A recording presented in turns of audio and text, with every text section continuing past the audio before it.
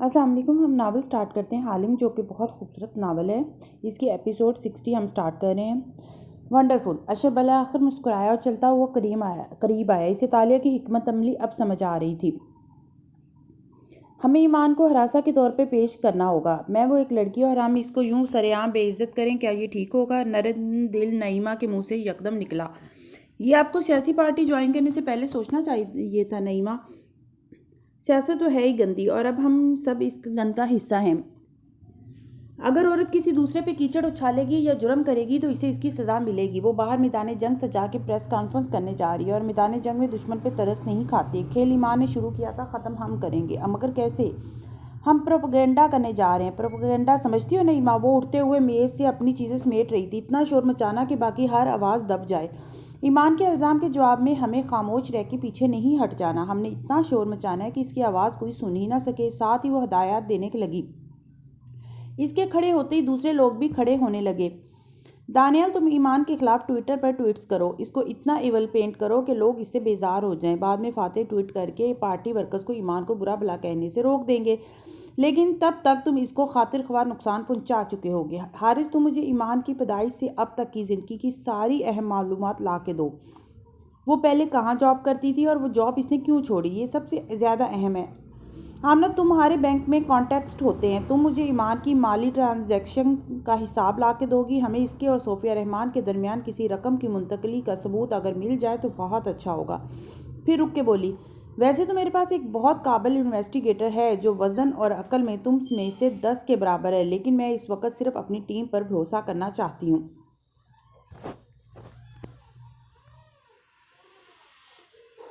All right everyone, get to work now.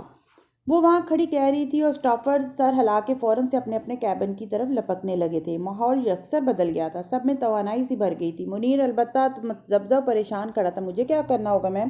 تمہیں؟ اشر مسکراتا ہوا آگے آیا. تمہیں ہراسمنٹ وکٹم بننا ہوگا. اشر صاحب درست کہہ رہے ہیں منیر. تمہیں اور مجھے مل کے ایمان کی پریس کانفرنس خراب کرنی ہے. وہ بھی مسکرا کے بولی تو منیر الکلام کو ٹھنڈے پسینے آنے لگے. باہر راہداری میں تیز تیز چلتے اشر نے سرگوشی کی. آپ نے واقعی ایمان کو اسی وجہ سے نکالا تھا؟ کہا نا مجھے اس کو نکالنا ہی تھا، شو آف پاور کے لیے. وہ دبے الفاظ میں بولی، لیکن میں نے پہلے اس پہ پوری تحقیق کی تھی. فشنگ مہم اور میرے ہاتھ اتنی بڑی وجہ آ گئی کہ اسے نکالنا آسان ہو گیا. اور مجھے معلوم ہے کہ 21ویں صدی میں لوگوں کو فائر کرنا آسان نہیں ہوتا. جتا کے بولی تو وہ محض مسکرا دیا. وہ دونوں آگے چل رہے تھے اور منیر ذرا پیچھے تھا. ان کی گفتگو نہیں سن سکتا تھا، مگر میں نے ٹرمینیشن لیٹر میں وجہ اس کی چھٹیاں لکھی تھی تاکہ اس لڑکی کا پردہ رہے. لیکن اب چونکہ اس نے کسی کا پردہ نہیں رکھا تو اس نے کوٹ کی جیب سے ایک طے شدہ کاغذ نکال کے اشر کی طرف بڑھایا. یہ ایک دوسرا ٹرمینیشن لیٹر ہے جو میں نے آپ کی طرف سے بیک ڈیٹ میں اس وقت بنایا تھا جب سارے ورکرز اپنی اپنی رائے دے رہے تھے. اس کے مطابق اسے میں نے نہیں، اصل میں آپ نے فائر کیا تھا. سیاست ایک کون گیم ہے اشر صاحب. اس وقت ہم میڈیا کو کون کرنے جا رہے ہیں. وہ اسی بات میں الجھ جائیں گے کہ اصل ٹرمینیشن لیٹر کون سا ہے، جو ایمان دکھا رہی ہے یا جو ہم دکھا رہے ہیں. گڈ، میں ابھی سائن کر دیتا ہوں. اشر نے قلم نکالتے ہوئے کاغذ کی تہہ کھولی تو دیکھا وہ پہلے سے سائن شدہ تھا. اس نے بے یقینی سے تالیہ کو دیکھا. سارے دن کے بعد وہ اب کھل کے مسکرائی تھی. مجھے نہیں معلوم تھا آپ راضی ہوں گے یا نہیں، اس لیے میں نے خود ہی آپ کے سائن کر دیے. یہ مسئلہ میرا کھڑا کرتا ہے، اسے مجھے ہی حل کرنا ہے. اور لفٹ کی طرف بڑھ گیا. اشر نے گہری سانس لی اور پھر ہلکا سا مسکرا دی. اس کے قدم اب تالیہ کے تعاقب میں بڑھ چکے تھے. وہ بالآخر خود کو بہتر محسوس کر رہا تھا. سن باؤ کے سین میں ٹھنڈی سی دھوپ پھیلی تھی. برآمدے کی میز پہ وہ دونوں اسی طرح بیٹھے تھے. داتن لیپ ٹاپ پہ ویڈیو دیکھتے ہوئے بار بار جمائی روک رہی تھی، جبکہ ایڈم ایک فائل سے کاغذات نکال کے اسے دکھا رہا تھی جس کو دیکھنے میں وہ بالکل دلچسپی نہیں لے رہی تھی. میرے دوست نے فہمی بن سلام کے بارے میں مکمل چھان بین کی ہے، مگر اس کا کہنا ہے کہ یہ بالکل کلین ہے. داتن نے بیزاری سے اسے دیکھا. کوئی بھی کلین نہیں ہوتا. میں نے بھی یہی کہا تھا. کوئی تو وجہ ہوگی جو اس کے ماں باپ اس سے بات نہیں کرتے. حالانکہ وہ ہانگ کانگ کی ایک اعلیٰ درجے کی لا فرم میں کام کرتا ہے. جو وہ ایک کاغذ دکھانے لگا تو داتن ایک دم سیدھی ہوئی سنجیدگی سے اسے گھورا. اس کے ماں باپ اس سے بات نہیں کرتے. یہ تم نے پہلے کیوں نہیں بتایا؟ تقریباً 6 دفعہ بتا چکا ہوں. پہلی 2 دفعہ آپ کھانے اور آخری 4 دفعہ مجھے نظر انداز کرنے میں مصروف تھی. اس نے سوچتے ہوئے انگلی سے گال پہ دستک دی. اس کے ماں باپ کی اس سے کیا لڑائی ہو سکتی ہے بھلا؟ یہی تو پتہ کرنا ہے. مگر کیسے؟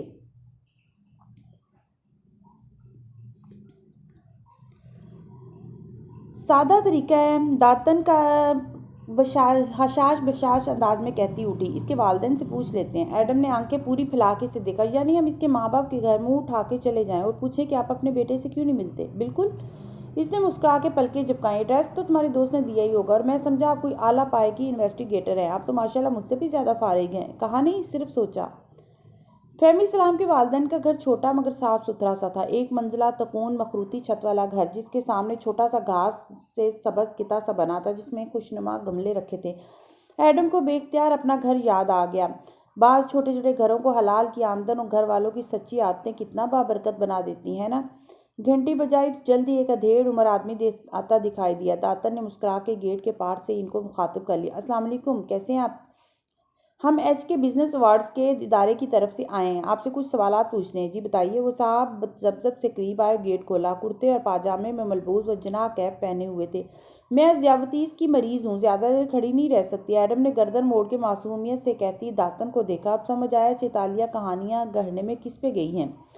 چھوٹے سے لاؤنج میں وہ دونوں اب ایک صوفے پہ بیٹھے تھے، درمیان میں میز حائل تھی اور میز کے پار بیٹھے بوڑھا ملے اب متفکر سا ان کو دیکھ رہا تھا۔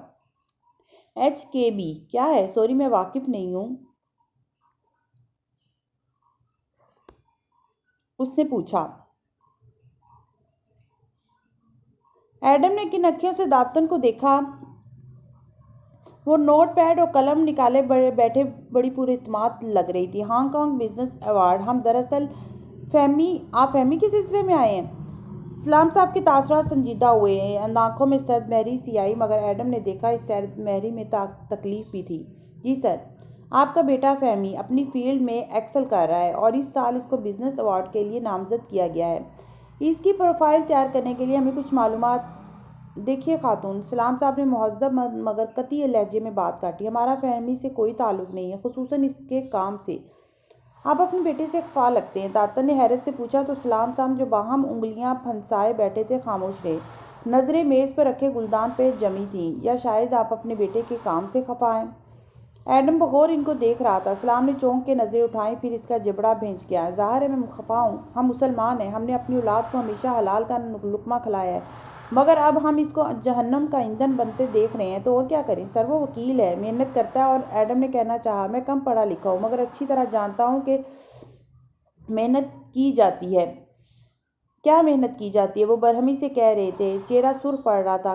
کلائیڈ اینڈ لی۔ داتن کا منہ کھل گیا، گردن موڑ کے بے یقینی سے ایڈم کو دیکھا اور آنکھوں میں پوچھا، وہ آدمی کلائیڈ اینڈ لی میں کام کرتا ہے؟ ایڈم نے پلکیں جھپکائیں، کچھ کہنے کے لیے واپس منہ موڑا ہی تھا کہ داتن اٹھ کھڑی ہوئی۔ چونکہ آپ بات نہیں کرنا چاہتے تو ہم چلتے ہیں، چلو۔ وہ ایک دم عجلت میں نظر آنے لگی۔ ایڈم نے اسے اشارہ کیا، ایک منٹ مجھے بات تو کرنے دو، مگر داتن نے طے کر لیا تھا کہ اب مزید وہاں نہیں رکنا، مجھے کم از کم ان کی ناراضگی کی وجہ تو پوچھنے دیں۔ وہ باہر آتے ہوئے ضد سا کہہ رہا تھا، سڑک کنارے تیز تیز چلتی جا رہی تھی۔ اس سوال پہ گھور کے اسے دیکھا، تم نے یہ کیوں نہیں بتایا کہ وہ کلائیڈ اینڈ لی میں کام کرتا ہے؟ بتایا تھا، مگر اس وقت آپ میرے اور چیتالیہ کے بارے میں گھما پھرا کے سوالات کر لے رہی تھی، اس لیے آپ نے نہیں سنا۔ تمہارے ایجنسی والے دوست نے تمہیں یہ نہیں بتایا کہ کلائیڈ اینڈ لی کیا ہے؟ بتایا تھا، لا فرم ہے جہاں وکیل کام کرتے ہیں۔ کچھ لوگ محنت مزدوری سے پیسہ کماتے ہیں کیونکہ وہ چور نہیں ہوتے۔ اس کی رفتار سے ملتا طنز سے بولا تو داتن اس کی طرف گھومی۔ دونوں اب سڑک کے وسط میں کھڑے تھے اور ان کے اطراف میں قطار میں چھوٹے چھوٹے گھر بنے تھے۔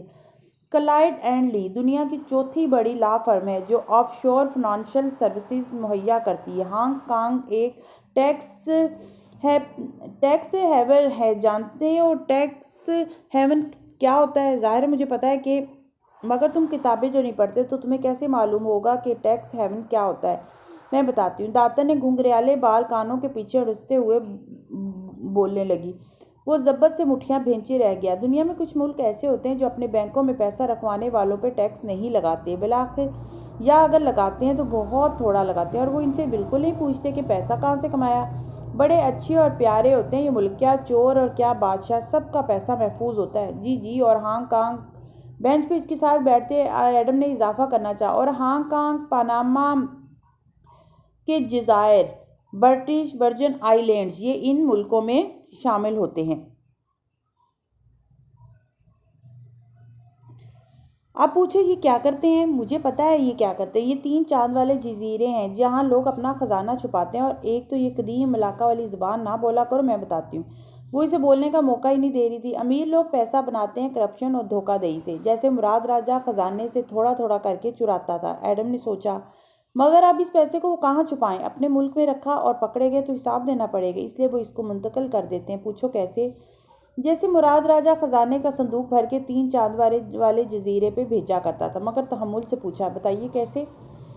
داتا نے فاتحانہ مسکراہٹ سے دیکھا، منی لانڈرنگ کر کے، بیگز میں نوٹوں کی گڈیاں ڈال کے یہ پیاری پیاری لڑکیوں کو پکڑا دیتے ہیں جن کو ایئرپورٹ پہ چیک نہیں کیا جاتا اور پیسہ دوسرے ملک چلا جاتا ہے۔ بھئی بینک کے ذریعے بھیجا تو ٹیکس لگے گا نا، اور حساب الگ کہ کہاں سے آیا پیسہ۔ جی آگے؟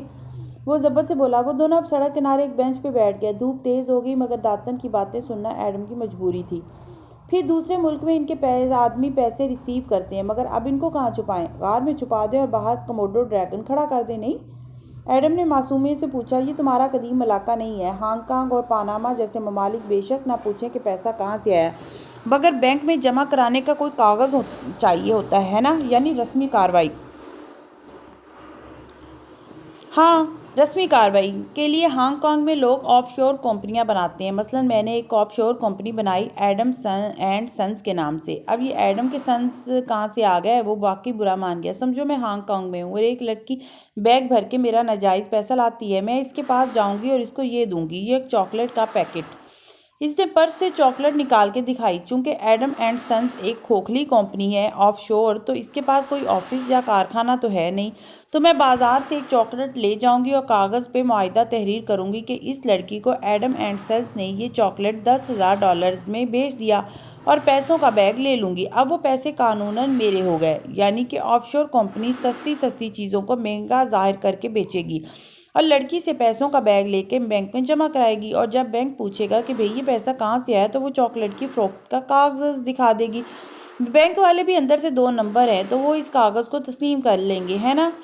میرے ساتھ رہ کے تم عقل مند ہوتے جا رہے ہو۔ داتن تفاخر سے مسکرائی، لیکن آف شور کمپنی بنانا، بینک والوں سے ڈیل کرنا، ان سب کے لیے کوئی وکیل ہونا چاہیے۔ تو کلائنٹ اینڈ لی ایسی ہی فرم ہے جو دنیا بھر کے امیر لوگوں کو مکمل رازداری سے اپنا کلائنٹ بناتی ہے اور ان کے پیسے کو محفوظ کرواتی ہے۔ یعنی کلائنٹ اینڈ لی وہ کموڈو ڈریگن ہے جو مراد راجہ جیسے کرپٹ حکمرانوں کے چوری شدہ خزانے سے بھرے غار کی حفاظت کر رہا ہے۔ بڑی کوئی واہیات مثال دی ہے تم نے، مگر خیر۔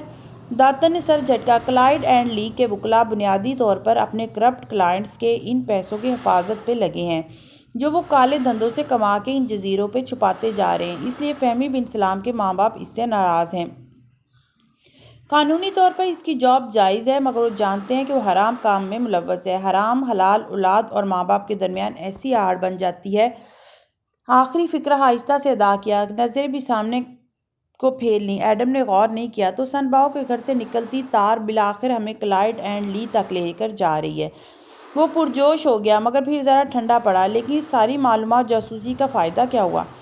داتا نے گہری سانس بھری، افسوس سے اسے دیکھا۔ چونکہ تم ضدی اور ہٹ درم ہو تو میں تمہیں بتا دیتی ہوں۔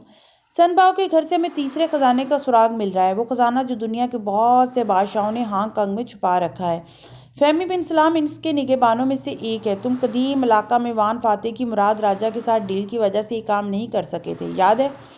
ایڈم کا سارا جسم پل بھر کو سن ہو گیا۔ میں ملاقہ کے لوگوں کو نہیں بتا سکا تھا کہ ان کا پیسہ چوری کر کے سمندر پار جمع کیا جا رہا ہے۔ میں مراد راجہ کو اس کے عوام کے سامنے ایکسپوز نہیں کر سکا تھا۔ ویسے تم شکل سے اتنے خوش بخت نہیں لگتے، اس لیے دل نہیں چاہ رہا یہ تسلیم کرنے کو، مگر حقیقت یہی ہے لڑکے کہ تمہیں دوبارہ موقع مل رہا ہے کرپٹ حکمرانوں کو بے نقاب کرنے کا۔ ساتھ ہی داتا نے جمائی لی۔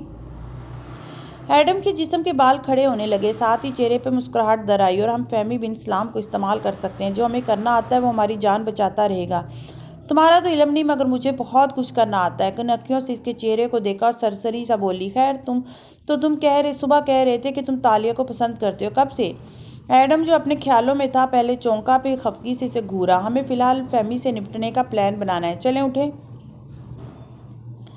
شیور ایڈم، مگر یہ موضوع بھی ختم نہیں ہوا۔ داتن تفاخر سے مسکراتی اٹھی اور چھتری کھول لی۔ ملاقہ کے آسمان پہ سیاہ بادل کٹھے ہو رہے تھے اور بارش برسنے کو تھی۔ ہوٹل کی اس روشنیوں سے منور حال میں اسٹیج بنا تھا جس پہ رکھے ڈائز کے پیچھے ایمان موسیٰ کھڑی تھی۔ سامنے قطار در قطار کرسیوں پہ رپورٹرز بیٹھے تھے، ان کے پیچھے کیمرہ مین اپنے کیمروں کے سٹینڈز کھڑے کیے اس پریس کانفرنس کی عکس بندی کر رہے تھے۔ فلیش چمک رہے تھے اور دھڑا دھڑ تصاویر اتاری جا رہی تھی۔ ایمان چہرے کے گرد سکارف لپیٹے، لمبی اسکرٹ پہ سیاہ کوٹ پہنے، اسپاٹ چہرے اور خوبصورت موٹی آنکھوں والی نوجوان لڑکی تھی جو اسپاٹ انداز میں مائک میں کہہ رہی تھی، ادیب بن سعود نے مجھے متعدد مقامات پہ ہراس کیا۔ وہ ایک بد کردار انسان ہے جن کی اصلیت میں ان کے ووٹرز کو بتانا چاہتی ہوں۔ بے تحاشا کیمروں کو دیکھتی اس کی آواز کبھی کبھی لڑکھڑا جاتی لیکن پھر سے سنبھل جاتی۔ اپنے آفس میں بیٹھی صوفیہ اور ایمان نے ناپسندیدگی سے ٹی وی اسکرین پہ دکھائی دیتی ایمان کو دیکھا۔ تم لوگ اس کو ریہرسل تو کروا دیتے، یہ تو خود کنفیوز لگ رہی ہے۔ میم آپ نے کہا تھا کہ ہمیں آج ہی جوابی اٹیک کرنا ہے، تو ایسے میں جلدی میں جو لڑکی ملی ہم نے اسے تیار کر دیا۔ اگر زیادہ وقت لگاتے تو میڈیا والے کہتے کہ وہ اتنے دن بعد کیوں بولی اور اچھا خاموش۔ ٹیک لگائے بیٹھی صوفیہ نے گوٹھیوں والا ہاتھ اٹھایا تو چیف آف سٹاف چپ ہو گیا۔ میرے پاس اس ہراسمنٹ کے ثبوت ہیں اور اگر ادیب میرا سامنا کرے تو میں ثابت کر سکتی ہوں کہ وہ کس طرح مجھے ہراس کرتے تھے۔ ایمان بار بار تھوک نگلتی اور خود کو مضبوط کرتی۔ صحافی ہر فقرے کے سوال میں سوال در سوال پوچھنے کے عادی ہوتے ہیں، مگر وہ رٹا رٹایا سبق دہرائے جا رہی تھی۔ ادیب نے مجھے ہراس کیا اور میں یہاں ان عورتوں کی آواز بن کے نکلی ہوں جو آفس میں ہر روز ہراسمنٹ کا نشانہ بنتی ہے۔ سامنے دوسری قطار میں ہیڈ چہرے کے آگے کیے بیٹھی تالیہ اٹھی اور ہیڈ اوپر اٹھایا یوں کہ اس کا مسکراتا چہرہ سامنے آیا۔ میرا بھی ایک سوال ہے۔ تالیہ مراد ساری توانائی لگا کے اونچا سا بولی تو دوسرے رپورٹرز بھی میرا سوال سنیں مس ایمان وغیرہ کہنے لگے، مگر ڈائز کے پیچھے کھڑی ایمان کی نظر تالیہ پہ جمی تو آنکھیں پھیلی، پھر گال سرخ ہوئے۔ غیر ضروری لوگ یہاں کس نے مدعو کیے ہیں؟ میری آواز کو دبانے کی کوشش نہ کی جائے تو بہتر ہے۔ ہاتھ اٹھا کے سختی سے بولی۔ کوٹ، آپ کے کوٹ کا پوچھ رہی ہوں ایمان، یہ کہاں سے لیا آپ نے؟ وہ کرسیوں کی قطار کے درمیان سے نکلی اور اسٹیج کے عین سامنے جا کھڑی ہوئی، پھر اونچا سا دہرایا، یہ شینل کا 5000 رنگٹ کا کوٹ کہاں سے لیا آپ نے؟ رپورٹرز اب مڑ مڑ کے دلچسپی سے اسے دیکھنے لگے تھے۔ دوسرے لوگوں نے سوال بند کر دیے۔ کیمرہ مین دھڑا دھڑ اسٹیج کے سامنے کھڑی لڑکی کی تصاویر اتارنے لگے جس کے پیچھے اس کے تینوں اسٹافرز بھی آ کھڑے ہوئے تھے۔ ادیب بن سعود نے میرے بار بار منع کرنے کے باوجود مجھے ہراساں کیا۔ میں نے کہا کہ وہ باز آ جائے مگر ایمان ان کو نظر انداز کر کے بولنے لگی، مگر وہ میڈیا کی اتنی توجہ کے لیے تیار نہیں تھی۔ اس کا اعتماد لڑکھڑا رہا تھا۔ جن لوگوں نے آپ کی پریس کانفرنس پہ پیسہ لگایا انہوں نے آپ کو یہ کوٹ گفٹ کیا ہے نا؟ کیونکہ آپ کی تنخواہ سے تو یہ خریدا ہی نہیں جا سکتا۔ جواب دینا پسند کریں گے آپ؟ ہال میں خاموشی اور دلچسپی سے ان دونوں کے مناظرے کو ریکارڈ کرنے میں لگے ہوئے تھے۔ دفتن سنہری بالوں پہ ہیڈ پہنے کھڑی بارسن نیشنل کی تالیہ نے ایمان کو گھورتے ہوئے اپنے عقب میں اشارہ کیا۔ یہ منیر الکلام ہے، اس کو ہراس کرنے کی وجہ سے اشر صاحب کی ریکمنڈیشن پہ میں نے آپ کو نوکری سے نکالا تھا، یاد آیا؟ ایمان نے کچھ کہنا چاہا مگر وہ کنفیوزڈ ہو کے چپ ہو گئی۔ حال میں سرگوشیاں بلند ہوئی، دلچسپی بڑھی، سب نے چپ سادھ لی۔ تالیہ کا چہرہ فلیش لائٹس میں دمک رہا تھا اور ابرو بھنچے وہ زور سے کہہ رہی تھی، آپ تو کبھی میرے پاس ادیب صاحب کی شکایت لے کے نہیں آئی، البتہ میں نے آپ کو 3 دفعہ وارننگ دی اور پھر جب آپ مسلسل منیر سے غیر اخلاقی رویہ اپنائے رکھی تو میں نے آپ کو ٹرمینیٹ کیا۔ آپ نے مجھے اس بات پہ ٹرمینیٹ نہیں کیا تھا۔ وہ سرخ بھبوکا چہرے سے غصے سے بولی، یہ آپ کے ٹرمینیشن لیٹر کی کاپی ہے۔ اس نے ایک کاغذ کھول کے لہرایا، اس میں وجہ ہراسمنٹ لکھی ہے، سب دیکھ سکتے ہیں۔ اس نے لیٹر ایک رپورٹر کی طرف بے نیازی سے ڈالا اور مڑ کے منیر کو اشارہ کیا۔ جہاں رپورٹرز نے فوراً سے لیٹر کو دیکھنے لگے وہاں منیر متذبذب پریشان سا کھڑا تھا۔ مجھ سے نہیں ہوگا، زیر لب منت کی۔ اف منیر بولو، کچھ تو بولو۔ اس نے پلٹ کے اسے گھورا۔ منیر نے تھوک نگلا، تالیہ ٹھیک کہہ رہی ہیں۔ مزید نہیں بولا گیا۔ اس کے گھر والے، دوست، بیوی، اف وہ سب کیا سوچیں گے؟ کتنی شرم کی بات ہے۔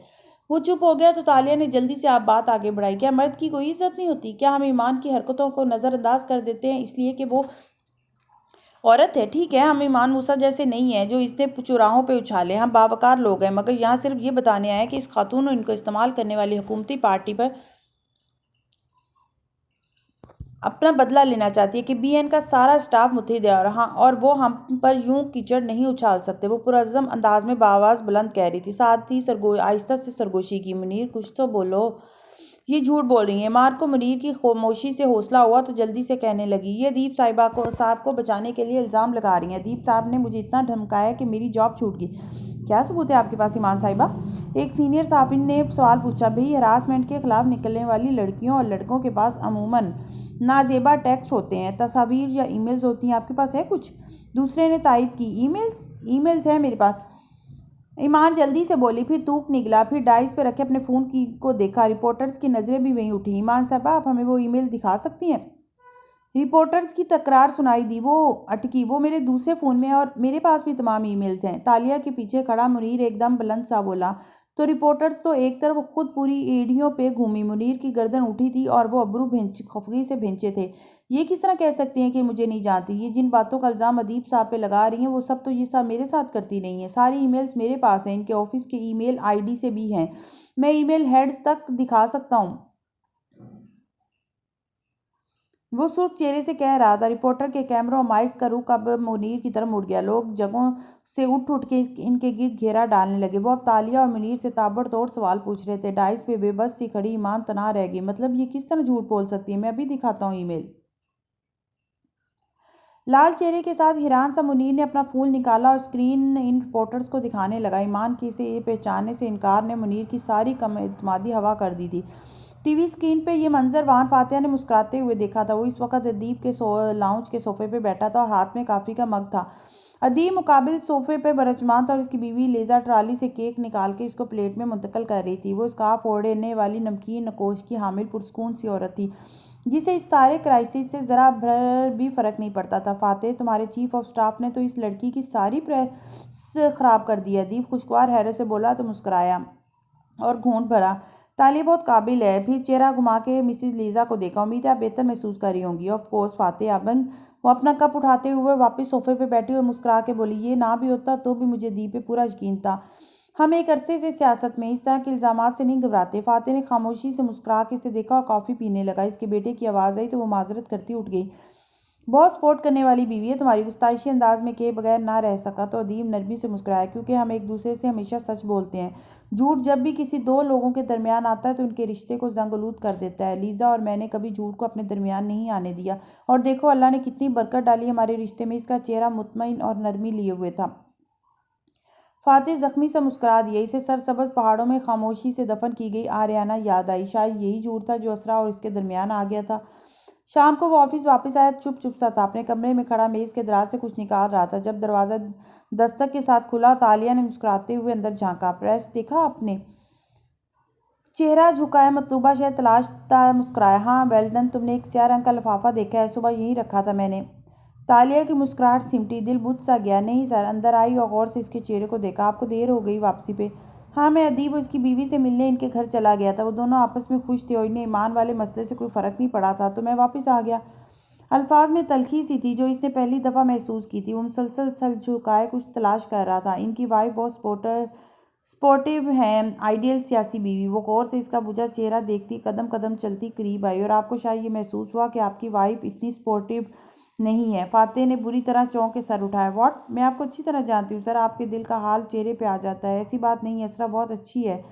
اسے برا لگا تو فوراً یہ تاثر رد کیا۔ وہ تو اچھی ہے، مگر آپ بھی اتنے اچھے ہیں یا نہیں؟ اس نے سینے پہ بازو لپیٹ لی اور سادگی سے فاتح کو دیکھا۔ آفس نیم روشن تھا اور وہ دونوں میز کے اطراف میں آمنے سامنے کھڑے تھے اور اوپر لٹکتا ایک سفید بلب روشن تھا۔ میرا نہیں خیال کہ میں برا شوہر ہوں۔ اس کے ابرو تن گئے۔ اسے یہ بات ناگوار گزری تھی۔ تو پھر آپ کے اور آپ کی بیوی کے درمیان کیا چیز آ گئی ہے؟ کیا آ سکتا ہے؟ میں مصروف رہتا ہوں اور ان پاپ کارن کا کیا؟ سادگی سے شانے اچکائے نظریں فاتح پر جمی تھی۔ وہ بالکل ٹھہر گیا، گردن کے بال کھڑے ہو گئے۔ مطلب میں نے آپ پہ اوپر سرچ کی تھی سر۔ فاتح کا چہرہ سرخ ہوا۔ واٹ؟ کس سے پوچھ کے؟ میری اجازت کے بغیر؟ کیا صوفیہ صاحبہ آپ کی اجازت لیتی ہیں؟ نہیں نا، تو مجھے بھی ضرورت نہیں تھی، کیونکہ اگر مجھے یہ معلوم ہو سکتا ہے کہ آپ نے آریانہ کو اس چیئر لفٹ کے نیچے پہاڑوں میں دفنایا تھا اور اس کے خون آلود پاپ کارن والیٹ میں رکھ لیے تھے، تو کسی کو بھی ہو سکتا ہے۔ اس کا ایک ہاتھ دراز میں تھا اور وہ سیدھا کھڑا بس یک ٹک تالیہ کو دیکھ رہا تھا، گویا برف کا مجسمہ ہو کوئی۔ کتنے ہی لمحے ششدر سے گزر گئے۔ تمہیں کیسے؟ اس سے تردید بھی نہیں ہوئی۔ آپ کے اور آپ کی بیوی کے درمیان شاید یہی جھوٹ آ گیا ہے سر۔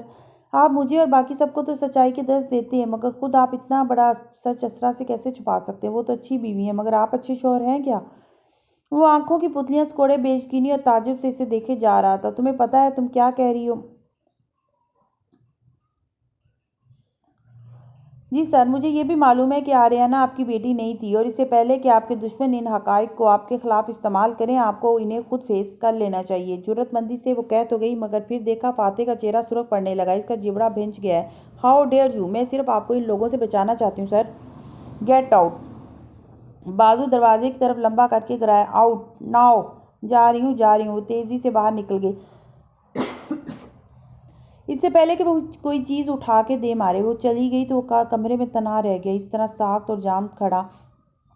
شاک، غصے اور بے بسی سے اس کے ہاتھ کپ کپا رہے تھے، رنگت متغیر ہو رہی تھی۔ وہاں فاتح کو یقین نہیں آ رہا تھا کہ ان چند لمحوں میں وہ کیا کیا کہہ کے چلی گئی ہے۔ جو راز اس نے خود سے بھی اونچی آواز میں نہیں کہا تھا وہ اس کی چیف آف سٹاف اسے سنا کے چلی گئی تھی۔ وہ باہر بیٹھی جب فاتح آفس سے نکلا اسے نظر انداز کر کے سیدھا آگے بڑھتا گیا۔ وہ چپ چاپ بیٹھی رہی، ایسی ہے تو پھر ایسی صحیح۔ وہ لفٹ تک پہنچا تھا جب ڈیلیوری بوائے آیا اور اسے ایک لفافہ تھمایا۔ فاتح نے خاموشی سے اسے پکڑ لیا اور لفٹ میں سوار ہو گیا۔ اس کے سنجیدہ تاثرات اور غسیلی آنکھیں دیکھ کے ارد گرد کسی نے اس سے بات کرنے کی ہمت نہیں کی۔ کار کی پچھلی سیٹ پہ بیٹھے گھر کے راستے میں اس نے لفافہ کھولا اور اندر سے کاغذات نکالے۔ وہ عالم کی لکھی رپورٹ تھی۔ اس کے مطابق اس رات فاتح کے ساتھ کچھ خاص نہیں ہوا تھا۔ چوری کے واقعے کے بعد وہ پولیس اسٹیشن گیا اور واپس آ کے سو گیا، بس بات ختم۔ اس نے بیزاری سے کاغذ اندر ڈالے اور پھر کھڑکی سے باہر دیکھنے لگا۔ غصہ، بے بسی، کوفت، بہت سے جذبات نے اکٹھے حملہ کر دیا تھا۔ جبڑے کو بھینچے وہ بالکل چپ تھا۔ گھر آیا تو اسرا لاؤنج میں ہی بیٹھی تھی۔ اسے دیکھ کے نظر اٹھائی، سلام کیا اور واپس اپنے فون کو دیکھنے لگی۔ وہ ٹائی کی ناٹ ڈھیلی کرتے ہوئے اسے رک کے دیکھنے لگا۔ ان کے درمیان کیا آ گیا تھا؟ اتنے سالوں کی بے برکتی کیا اس ایک جھوٹ کی وجہ سے تھی؟ مگر نہیں، وہ اسرا کو تکلیف پہنچانے کے لیے کر رہا تھا وہ سب۔ اس کی نیت درست تھی، اسے تالیہ کی بے وقوفانہ باتوں پہ دھیان نہیں دینا چاہیے تھا۔